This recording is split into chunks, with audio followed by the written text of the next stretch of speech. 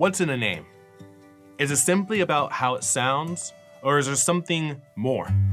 The name Matthew just means God's gift. Jose means God will give. Maria or Mary just means beloved or see or sometimes bitter. Hannah, it just means grace or favor. Jerome simply just means holy name. Sometimes names, though, aren't just definitions. They actually represent the person. In Acts 4, it is all about what is in the name of Jesus. Peter has just healed a man who was paralyzed, and now the man is walking. People are asking, by what power have you done this? And they state it is the name of Jesus. But then the authorities of the temple get involved, the very people who were involved in the death of Jesus.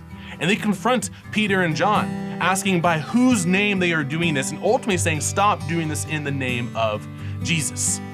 The name of Jesus is at the forefront of this conversation. It's used 6 different times, the word name, in this short story.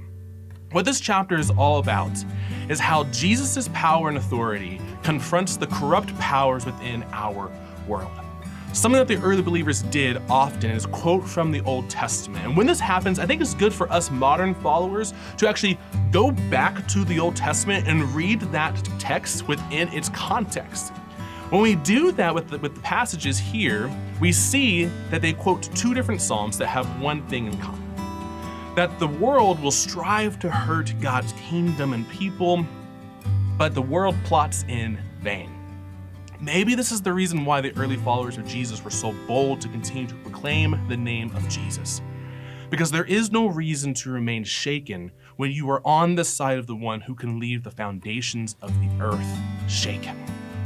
I think today we forget that following Jesus at times means suffering unjustly because we follow Jesus.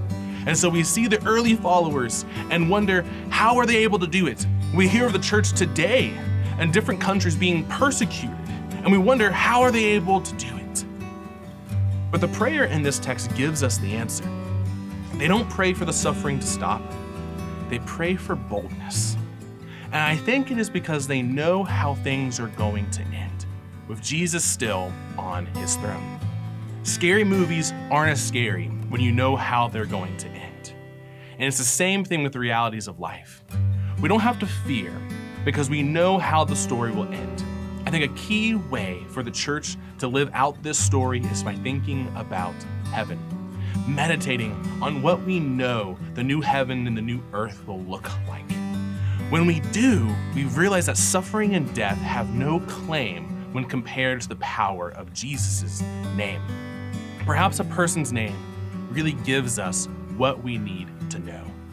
And if so, I'm glad that the name of Jesus simply means God is my deliverer.